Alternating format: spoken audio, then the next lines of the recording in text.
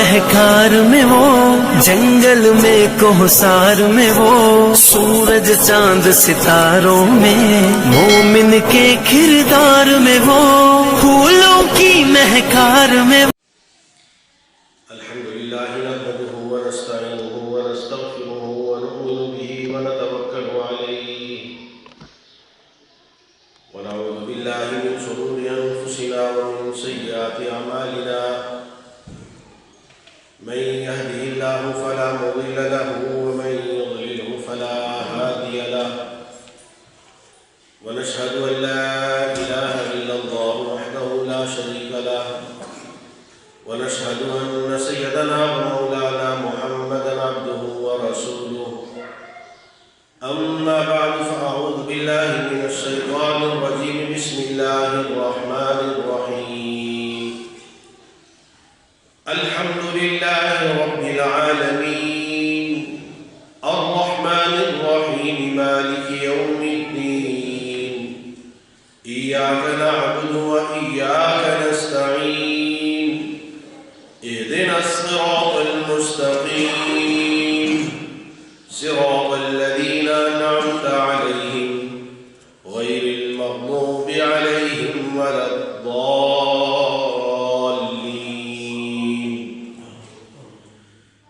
صدق الله العظيم وصدق رسوله النبي الكريم اللهم صل على محمد وعلى محمد كما صليت على إبراهيم وعلى آل إبراهيم إنك حميد مجيد اللهم بارك على محمد وعلى آل محمد كما باركت على إبراهيم وعلى آل إبراهيم إنك حميد مجيد۔ میرے محترم دوستو، اللہ رب العزت نے میری اور آپ کی ساری دنیا کے سارے انسانوں کی، دنیا اور آخرت دونوں جہانوں کی حقیقی کامیابی اپنے احکامات کو رسول اکرم صلی اللہ علیہ وآلہ وسلم کے طریقوں پر پورا کرنے میں رکھی ہے، اور کامیابی کا یہ راستہ قیامت تک آنے والے سارے انسانوں کے لیے اللہ نے متعین فرما دیا ہے۔ اس کے علاوہ اور کوئی راستہ کامیابی کا نہیں ہے۔ دنیا میں جتنے نقشے اللہ تعالیٰ نے پھیلائے ہیں ان میں انسان کو کامیابی کا دھوکہ دکھائی دیتا ہے، اور ان کے حاصل کرنے والوں کو کامیابی کا دھوکہ بھی لگتا ہے۔ اس لیے کہ اللہ نے خود فرمایا ہے کہ دنیا کی زندگی دھوکے کا سامان ہے، لیکن کامیابی نہیں ہے۔ کامیابی صرف یہی ہے کہ اللہ بندے سے راضی ہو جائے، اور اللہ کیسے راضی ہوں گے اس کا طریقہ نبی اکرم صلی اللہ علیہ وآلہ وسلم کے ذریعے سے بتا دیا گیا ہے، اور اس کو اللہ نے قرآن پاک کی صورت میں قیامت تک کے لیے محفوظ فرما دیا ہے، اور سنت رسول صلی اللہ علیہ وآلہ وسلم کی صورت میں اللہ تعالیٰ نے اس کو محفوظ فرما دیا ہے۔ قرآن پاک سارے کا سارا ہمارے لیے راہبر ہے، رہنما ہے، مشعل راہ ہے، لیکن اس میں سورہ فاتحہ بنیاد ہے۔ سورہ فاتحہ پورے قرآن کا خلاصہ ہے۔ الحمدللہ رب العالمین، ہر خوبی، ہر کمال، ہر تعریف وہ اللہ ہی کے لیے سزاوار ہے، اللہ ہی اس کے حقدار ہیں۔ وہ ہر چیز، ہر خوبی اور کمال کی نسبت اللہ کی ذات کی طرف کرنا، یہ مسلمان ہونے کے بعد ہمارا پہلا فرض ہے، اور پہلی وہ بات ہے کہ جس کی طرف ہمیں سورہ فاتحہ میں متوجہ کیا گیا کہ ہر کمال، ہر خوبی، ہر نعمت، ہر راحت، ہر چیز اللہ کے امر اور ارادے سے ہے۔ الرحمن الرحیم، جو بڑا مہربان، نہایت رحم کرنے والا ہے، بڑا مہربان، نہایت رحم کرنے والا ہے۔ مالک یوم الدین، قیامت کے دن کا مالک ہے، انصاف کے دن کا مالک ہے، اور اس دن کا استحضار یہ بنیادی عقائد میں سے ہے۔ اس سے پہلے بھی عرض کیا کہ قرآن پاک کے اندر بنیادی طور پر 3 عقیدے اللہ نے ذکر فرمائے ہیں، توحید ہے، رسالت ہے، اور معاد ہے۔ معاد دوبارہ اٹھایا جانا اور وہاں پہ اللہ کے حضور پیش ہونا، اور اپنی دنیا کی زندگی میں کیے ہوئے اپنے تمام اعمال کا جواب دینا، اس کا حساب دینا، ہر عمل کا حساب و کتاب ہوگا، یہ معاد ہے۔ تو مالک یوم الدین کہہ کر سورہ فاتحہ میں اللہ تعالیٰ نے اس معاد کو، یعنی آخرت کے نظام کو اللہ نے ہمارے ذہنوں میں بٹھایا، اور پھر بار بار دہراتے ہیں، ہر روز دہراتے ہیں، ایاک نعبد و ایاک نستعین، اے اللہ ہم تیری ہی عبادت کرتے ہیں اور تجھی سے مدد مانگتے ہیں۔ اہدنا الصراط المستقیم، اہدنا الصراط المستقیم یہ پہلی دعا ہے جو اللہ نے سکھائی ہے، اور اس دعا کا اعادہ کروایا گیا ہے، دہرایا گیا ہے ہر روز کہ صراط المستقیم، سیدھے راستے پر گامزن ہونا اور اس پر استقامت کا ملنا، اسی پر چلتے ہوئے دنیا سے چلے جانا، یہ میری اور آپ کی اصل کامیابی کا راستہ ہے۔ پھر اس راستے کا تعین بھی فرما دیا دعا ہی میں، صراط الذین انعمت علیہم، کہ وہ راستہ کیا ہے؟ وہ قیامت تک آنے والے سارے مسلمانوں کو سمجھا دیا کہ منعم علیہ لوگوں کے پیچھے چلنا، جسے ہمارے ہاں دینی اصطلاح میں کہتے ہیں اسلاف کے پیچھے چلنا، اپنے بڑوں کے پیچھے چلنا۔ ویسے تو ہماری معاشرت کی بھی، ہماری اقدار کی بھی یہ خوبی ہے کہ اس کے اندر ہمیں یہ سکھایا اور سمجھایا جاتا ہے کہ بڑوں کی ماننا، بڑوں کے پیچھے چلنا۔ تو دنیاوی معاملات میں جو دنیاوی اعتبار سے بڑے ہیں ان کی ماننا، زندگی میں جو ہم سے زیادہ بڑے ہیں، ہمارے آبا و اجداد ہیں، والدین ہیں، دادا دادی ہیں، جو بڑے ہیں ان کی ماننا، اور دینی اعتبار سے جن کو اللہ نے دینی اعتبار سے مقتدا، رہنما اور بڑا بنایا ہے، ان کی ماننا، یہ ہے صراط مستقیم۔ خود ہی دعا میں بتا دیا صراط الذین انعمت علیہم، کہ منعم علیہ لوگوں کے پیچھے چلنا یہ ہے صراط مستقیم، یعنی بڑوں کے پیچھے چلنا، اسلاف کے پیچھے چلنا۔ نبی اکرم سرکار دو عالم صلی اللہ علیہ وآلہ وسلم نے فرمایا کہ قرب قیامت میں جب فتنے ظاہر ہوں گے، اور فتنہ کہتے ہی اسے ہیں کہ جس میں آدمی کے ایمان کو پرکھا جاتا ہے، ایمان کے لیے کسوٹی کی حیثیت رکھتا ہے فتنہ، کہ آدمی اس سے بچتا ہے یا اس میں پھنس جاتا ہے۔ ایمان مضبوط ہے تو ایمان کے نور سے آدمی فتنے کو پہچان لیتا ہے۔ جیسے حضرت عمر فاروق رضی اللہ تعالیٰ عنہ اپنے اللہ کے نبی صلی اللہ علیہ وسلم نے فرمایا اتقوا من فراست المؤمن فإنه ينظر بنور اللہ فإنه ينظر بنور الایمان، ایمان والا مومن وہ اللہ کے اور ایمان کے نور سے دیکھتا ہے، اسے فتنہ دکھائی دیتا ہے۔ جو آدمی جتنا متبع سنت ہوگا، جو آدمی جتنا متبع شریعت ہوگا، جتنا زیادہ وہ مسنون دعاؤں کا اور مسنون باتوں کا اہتمام کرنے والا ہوگا، اتنا اللہ اس کی فتنوں سے حفاظت فرمائیں گے۔ تو نبی اکرم صلی اللہ علیہ وسلم نے فرمایا قیامت کے قریب فتنے ظاہر ہوں گے، اور فرمایا فتنے اتنی کثرت سے ہوں گے کہ جیسے قطع اللیل المظلم، اندھیری رات کی طرح، کہ ہاتھ کو ہاتھ سجھائی نہیں دیتا، آدمی کو جیسے اپنا ہاتھ دکھائی نہیں دیتا، ایسے ہی فتنوں کی کثرت اور ہجوم کی وجہ سے سچ اور جھوٹ میں امتیاز کرنا مشکل ہو جائے گا۔ تو بہت سارے فتنوں کی طرف آپ نے نشاندہی بھی فرمائی، انہی میں سے ایک حدیث میں یہ بھی فرمایا کہ قرب قیامت میں ایسے لوگ ہوں گے کہ جو دینی اعتبار سے اپنے مقتدا، پیشوا، جو لوگ پہلے گزر چکے ہیں انہیں برا بھلا کہیں گے، انہیں برا بھلا کہیں گے۔ اور میرے محترم دوستوں، یہ یاد رکھنے کی بات ہے کہ جو آدمی اپنے خاندان کے بڑوں کی عزت نہیں کرتا، وہ خاندان کی عزت کو، خاندان کو ضائع کر دیتا ہے، وہ اپنا خاندان ختم کر دیتا ہے۔ ایسے جو آدمی اپنے مذہبی پیشواؤں کی اور اپنے اسلاف کی، اپنے پہلوں کی عزت نہیں کرتا، وہ مذہب سے اپنا رشتہ توڑ دیتا ہے۔ اب اس کو سے خیال رہ جاتا ہے، جیسے جو آدمی اپنے، اللہ نہ کرے کہ اپنے والدین کا نافرمان ہو جائے، والدین سے باغی ہو جائے، والدین سے علیحدہ اپنی زندگی بسا لے اور یہ سمجھے کہ میں کامیاب ہوں یا میں نے بڑا مارکہ مارا ہے، تو یہ اس کی خام خیالی ہے۔ حقیقت میں وہ خسر الدنیا والآخرہ کا مصداق بن گیا ہے کہ دنیا میں بھی رسوائی، ہر سمجھدار آدمی اس کو غلط سمجھے گا، اور آخرت کا دائمی عذاب تو ہے ہی ہے کہ والدین کا حق سب سے زیادہ ہے۔ ایسے ہی اللہ نے ہمیں سورہ فاتحہ میں دعا کے ساتھ یہ بات بتائی ہے کہ صراط الذین انعمت علیہم، کہ وہ لوگ جو دینی اعتبار سے جنہیں اللہ تعالیٰ نے ہمارے سامنے، ہماری آنکھوں کے سامنے، جنہیں اللہ تعالیٰ نے دینی بصیرت ہم سے زیادہ دی ہے، دین پر عمل کا جذبہ اللہ نے جنہیں ہم سے زیادہ دیا ہے، ان کی بات کا ماننا، ان کے پیچھے چلنا، یہ کامیابی کا راستہ ہے۔ غیر المغضوب علیہم ولا الضالین، صرف یہ نہیں بتایا کہ سیدھے راستے پہ چلو، بلکہ ساتھ یہ بھی بتایا کہ برے راستے سے بچو.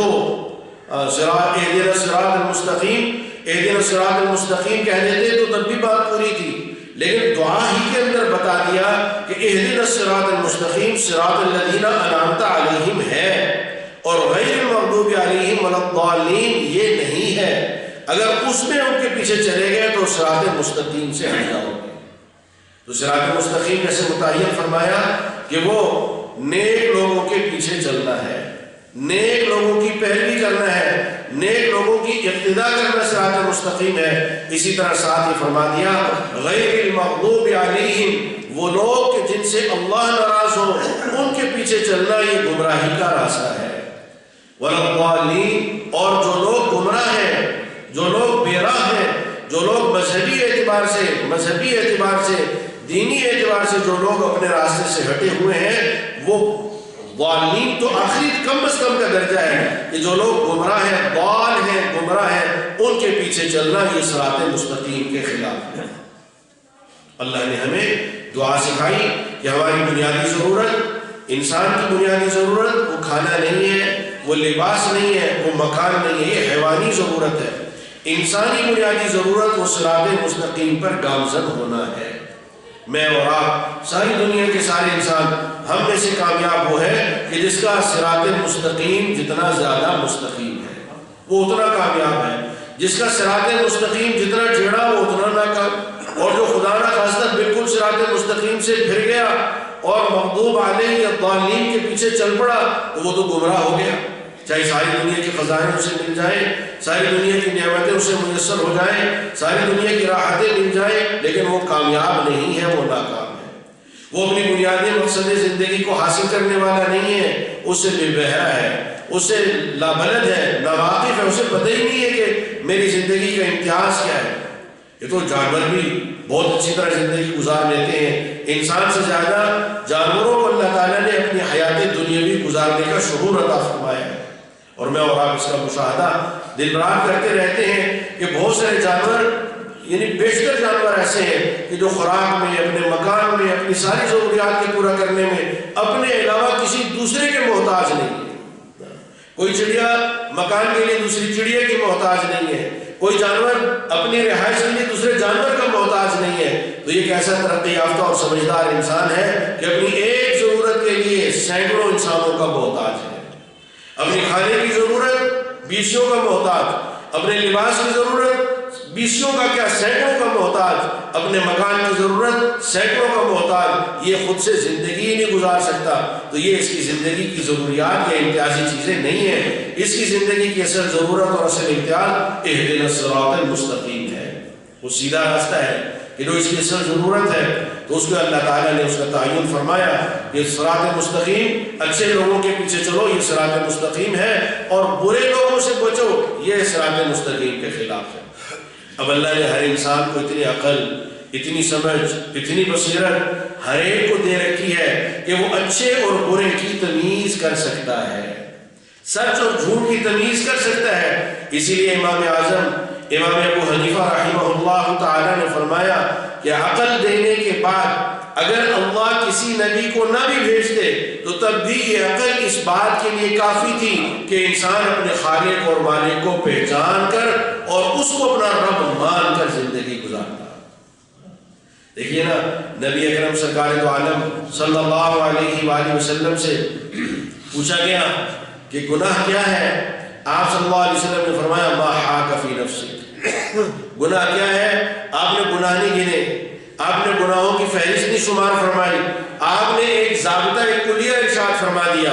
اور یہ کلیہ اور ضابطہ یہ بتاتا ہے کہ قیامت تک آنے والے انسانوں کے لیے صراط مستقیم کا تعین کرنا کس قدر آسان ہے اور اپنے آپ کو غلطی سے بچانا کس قدر آسان ہے. آپ نے فرمایا ما حاک فی نفسک. صراط مستقیم کیا ہے؟ ما حاک فی نفسک، کہ جس پہ تیرا دل کھٹک جائے یہ گناہ ہے، یہ غلط ہے. صراط مستقیم کیا ہے؟ صراط مستقیم وہ ہے کہ جس پر شرع صدر ہو کہ یہ صحیح ہے، اور گناہ کیا ہے کہ جس میں کھٹکا پیدا ہو جائے کہ یہ گناہ ہے. لیکن انسان شیطان کے دھوکے میں آ جاتا ہے، بسا اوقات گناہوں کے جواز کے دلائل تلاش کرنے لگ جاتا ہے، اور وہ کیا ہوتا ہے؟ اصل ہوتا یہ ہے کہ غیر المغضوب علیہم ولا الضالین کی پیروکاری کرتا ہے، ان کے پیچھے چلتا ہے جنہیں اللہ نے مغضوب علیہ اور گمراہ ترین لوگ قرار دیا ہے، ان کی بات کو مذہب کے حوالے سے بھی پرکھنے لگ جاتا ہے، اور اس پر وہ پرکھتا کیوں ہے؟ وہ پرکھتا اپنی طبعی شہوانی، جو اللہ تعالیٰ نے اس کے اندر شہوانیت کا جذبہ رکھا ہے، حرص کا جذبہ رکھا ہے، اس کی وجہ سے پرکھتا ہے، حالانکہ وہ جانتا ہے کہ جو میں کر رہا ہوں یہ غلط ہے، اس لیے کہ دل میں کھٹکا ضرور ہے۔ میں نے پہلے بھی عرض کیا، میں یونیورسٹی ٹیکسلا میں 5 سال خطیب رہا، تو ایک مرتبہ یونیورسٹی کے کچھ وہاں کے یونیورسٹی کے کچھ طلبہ میرے پاس آئے، تو انہوں نے میرے سے 3 مسئلے پوچھے۔ اب وہ میرا معمول یہ ہے کہ میں مسائل وہ بتاتا ہوں کہ جن کا پوچھنے والے کی عملی زندگی سے اس وقت تعلق ہو۔ ہمارے ہاں ایک بڑا المیہ ہے کہ عملی زندگی سے متعلق مسائل سے بالکل ناواقف، اور اس کے علاوہ مذہبی بحث کے حوالے سے اتنی معلومات کہ آدمی حیران ہو جاتا ہے کہ شاید اپنے اوپر شک ہونے لگتا ہے کہ شاید ہمیں کچھ بھی نہیں آتا ہے ان کے سامنے۔ اور بنیادی جو چیز ہے، میں یہاں پہ جمعہ پڑھاتا تھا، 2002 کی بات ہے، گجرات سے میں جمعہ پڑھانے آتا تھا، مغرب کی نماز راستے میں آتی تھی، تو میں جو ڈرائیور تھا ان سے بات کر لیتا تھا کہ نماز پڑھا دیجیے گا، مغرب کا وقت تنگ ہوتا ہے۔ تو ڈرائیور سے بات ہوئی بھی تھی، میں نے پیچھے بیٹھا تھا سب سے آخر میں، تو اس کو بجایا گاڑی کو، ڈرائیور کو کہا کہ نماز پڑھا دے، میرے ساتھ صاحب بیٹھے تھے، وہ کہنے لگے کہ سیٹ پہ پڑھنے ہو جاتی ہے۔ میں نے کہا حضرت تحیات سنا دیں، خاموش۔ میں نے کہا غسل کے فرائض بتا دیں، خاموش۔ میں نے کہا نماز کے فرائض بتا دیں، خاموش۔ میں نے کہا موٹی موٹی باتیں تو آپ کو آتی نہیں ہیں، مسئلے آپ کو باریک بھی آتے ہیں۔ تو یہ ہمارا ایک المیہ ہے، اور یہ کیا ہے؟ یہ غیر المغضوب علیہم ولا الضالین کے پیچھے چلنے کا نتیجہ ہے۔ اور وہ یونیورسٹی کے طلبہ آئے میرے پاس، کہنے لگے کہ 3 مسئلے پوچھیں۔ ایک یہ مسئلہ ہے کہ گانا سننا جائز ہے ناجائز، دوسرا مسئلہ پوتے کی میراث، اور تیسرا مسئلہ 3 طلاق۔ یہ 3 مسئلے انہوں نے میرے سے پوچھے۔ میں نے کہا بھائی آپ تو طلبہ ہیں، اسٹوڈنٹ ہیں، تو میرے خیال میں تو ایک مسئلہ آپ کی ذات سے متعلق ہے گانے کا، باقی 2 مسئلے آپ جنرل نالج کے لیے پوچھنا چاہتے ہیں، نہ آپ کو طلاق کا واقعہ کوئی پیش آیا ہے، اور نہ ہی میراث آپ نے تقسیم کرنی ہے، نہ آپ کو حصہ ملنا ہے۔ تو پھر ایک نے دوسرے کو کہا کہ اصل بات بتاؤ۔ تو اس نے کہا جی اصل بات یہ ہے کہ ہم نے ایک فلم دیکھی ہے، اور اس فلم میں ایک مفتی صاحب آئے ہیں، انہوں نے یہ مسئلے بیان کیے۔ انہوں نے بیان کیا، آپ میں سے بھی بہت ساروں نے دیکھی ہوگی، بہت پرانی بات ہے یہ۔ تو کہہ رہے ہیں کہ اس میں ایک مسئلہ انہوں نے یہ بیان کیا کہ گانا سننا جائز ہے، اور اس پر انہوں نے دلائل دیے قرآن اور حدیث۔ دوسرے تیسرے مسئلے کو تو رہنے ہی دیجیے۔ تو میں نے انہوں نے کہا بیٹا بات یہ ہے کہ آپ کی عمر کتنی ہے؟ کہ عمر ہے 18 سال 19 سال 20 سال اتنی عمر ہے۔ تو میں نے کہا آپ کیا سمجھتے ہیں کہ گانا سننا جائز ہے یا ناجائز؟ کہہ رہے ہیں کہ یہ ناجائز سمجھتے ہیں۔ تو میں نے کہا بس سیدھی سی بات ہے، جو آپ سمجھتے ہیں وہ مسئلہ ہے، اور جو بات آپ کے دل میں محاق فی نفسک، جو آپ کے دل میں کھٹکا پیدا کر رہی ہے، وہ مسئلہ نہیں ہے، وہ تو بنائی ہوئی چیز ہے۔ پھر میں نے ان سے کہا معذرت کے ساتھ آپ سے بھی معذرت کرتا ہوں کہ میں نے کہا میں تو یہ سمجھتا تھا کہ یونیورسٹی میں بڑے سمجھدار لوگ داخل ہوتے ہیں، 3000 طلبہ امتحان دیتے ہیں، ان میں سے چند 100 کی سلیکشن ہوتی ہے، تو بڑے ذہین لوگ آتے ہیں، لیکن مجھے تو آپ کے مسئلے سے سمجھ میں آیا کہ آپ تو بالکل بیوقوف ہیں، بالکل ہی نہ سمجھ ہیں۔ تو وہ تھوڑے سے شرمندہ ہوتی تھی، کس وجہ سے؟ میں نے کہا آپ نے جو کچھ دیکھا تھا اس میں باقی کردار بھی تھے، کوئی باپ بیٹا، کوئی خاوند بیوی، کوئی بہن بھائی کے تھے، تو کیا وہ حقیقی تھے؟ جو باپ بیٹے کا کردار ہے وہ حقیقی باپ بیٹا ہے، جو میاں بیوی کا کردار ہے وہ حقیقی میاں بیوی ہے، یا جو بہن بھائی کا کردار ہے وہ حقیقی ہے کہ نہیں؟ حقیقی نہیں ہے، وہ تو فرضی ہے۔ تو میں نے کہا آپ کو اتنی سمجھ میں نہیں آئی کہ فلم کے اندر جیسے باقی سارے کریکٹر فرضی تھے، وہ مفتی بھی تو فرضی تھا، اور پھر اس کے مسئلے بھی فرضی تھے۔ حیرت کی بات ہے کہ باقی سارے واقعے کو آپ نے ایک افسانہ سمجھا، لیکن مسئلے کو شیطان نے آپ کو بتایا کہ یہ مسئلہ، اس نے دلائل دیے تو یہ مسئلہ حقیقت ہے، حالانکہ اللہ کی قسم باقی افسانے سے زیادہ خطرناک حصہ اس پر سارے پروگرام کا وہ مسئلے ہیں کہ جنہیں ایک سادہ مسلمان اپنی خواہشات نفسانیہ کے زیر اثر آ کر وہ اصل سمجھنے لگ جاتا ہے۔ تو یہ کیا ہے؟ صراط الذین انعمت علیہم، ہمارے لیے قیامت تک کے لیے اللہ نے متعین فرما دیا. تو لوگ یہ اپنے آپ کو صرف دھوکہ دیتے ہیں یا اپنے نفس کی بات سے متاثر ہو کر کہتے ہیں کہ ہم دین کی بات پر کیسے عمل کریں، کہ جبکہ کچھ لوگ کہتے ہیں ویسے کرو اور کچھ لوگ کہتے ہیں ایسے کرو، تو کیسے عمل کیا جائے؟ یہ عمل نہ کرنے والے کی بات ہے، ورنہ اللہ نے سیدھا سادہ سا راستہ بتایا ہے، صراط الذین انعمت علیہم. اللہ نے اس کا مکلف ہی نہیں بنایا. دیکھیں ہم باقی ساری چیزوں کے اندر ہمیں اس بات کا، ہم کوئی آدمی اگر ڈاکٹر بننا چاہتا ہے تو اس کے لیے 16 سال اس کو پڑھنا پڑے گا، انجینئر بننا چاہتا ہے 16 سال پڑھنا پڑے گا، اور زیادہ سالوں سال پڑھنا پڑے گا. مسلمان بننا چاہتا ہے تو اس کے لیے فرمایا صراط الذین انعمت علیہم، نیک آدمی کے پیچھے چلتے چلے جاؤ تم پکے مسلمان بن جاؤ گے. اس سے زیادہ آسان مسئلہ ہی کوئی نہیں ہے. اس سے زیادہ دین پر عمل کرنے سے زیادہ آسان کوئی چیز ہے نہیں ہے کرنے والے کے لیے، اور نہ کرنے والے کے لیے وہ تو پھر ہر آدمی کا دل کے اندر بات نہ آئے تو پھر آدمی کو چھوٹی چھوٹی باتیں بھی اس کو رکاوٹ بنتی ہیں. اللہ نے صراط مستقیم کو متعین کرتے ہوئے دو باتوں کو فرمایا، صراط الذین انعمت علیہم، منعم علیہ یعنی نیک لوگوں کا راستہ یہ سیدھا راستہ ہے، غیر المغضوب علیہم گمراہوں کا راستہ، بے دینوں کا راستہ، مغضوب علیہ جن پر اللہ کا غضب ہوا.